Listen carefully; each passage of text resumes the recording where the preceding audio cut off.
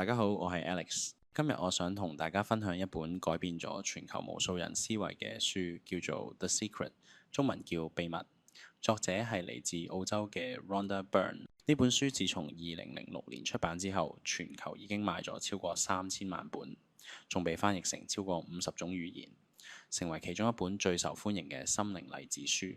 喺 Goodreads 上面有超過50萬人俾個評價，平均有3.74分。喺 Amazon 都差唔多有45000個評價，平均有4.6分，可見人氣幾咁誇張。我初初都半信半疑，咁圓嘅嘢真係 work 咩？但係慢慢了解之後，我發現書入邊講嘅吸引力法則其實係一種心態嘅轉變，佢教我哋點樣用正面思想去吸引自己想要嘅人生。講返作者 Rhonda Byrne，佢以前係一個電視製作人，喺經歷人生谷底之後，接觸到一本舊書《The Science of Getting Rich》，由此獲得啟發，寫出《The Secret》呢本書。佢自己由負轉正嘅經歷，就已經係一個好鼓舞人心嘅故事嘅。如果你而家對生活有啲迷茫，或者想揾翻人生方向，咁你真係要聽落去。咁書入邊有個故事，講到一位女士，佢生活中面對住財務啊、健康啊、人際關係多方面嘅問題。之後佢開始實踐 The Secret 講嘅3個步驟，要求、相信、接收，每日都用正面思想去想像自己已經擁有咗理想生活。結果佢真係見到改變，經濟開始改善，身體健康翻晒嚟，朋友關係都變得和諧。成件事話俾我哋知，當你聚焦喺正面思想上面，宇宙真係會回應你，幫你實現夢想。The Secret 最核心嗰樣嘢就係吸引力法則啦，即係話你腦入邊成日諗咩，你就會吸引咩入你生命。你可以想像你個腦就好似磁石，如果你諗緊成功、健康、快樂，你就會吸引呢啲嘢。但如果你成日淨係諗病、失敗、唔開心，就會吸引到呢啲負面嘢。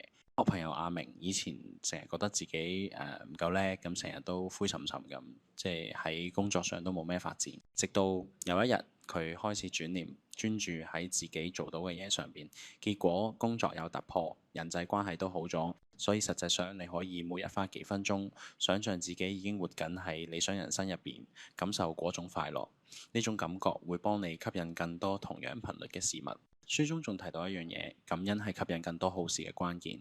當你對而家已經擁有嘅事物感激，宇宙就會送你更多好嘢。生活呢就好似棵植物，而你嘅感恩心就係陽光同水。你越感恩，呢棵植物就越茂盛。我朋友阿芳以前成日抱怨生活唔順，之後佢開始每日寫感恩日記，記低今日開心或者值得感激嘅3樣嘢。結果佢成個人都開朗咗，身邊發生嘅事都好咗。你都可以試下每晚臨瞓前寫低3樣今日感激嘅事，無論大事細事都得。慢慢你會發現你個世界變得正面咗。當然啦，思想再正面都唔可以淨係諗 The Secret， 亦都強調行動係實現夢想嘅橋梁。思想就好似地圖啦，行動就係你行路嘅腳。冇地圖，你唔知去邊；冇腳步，你永遠到唔到目標。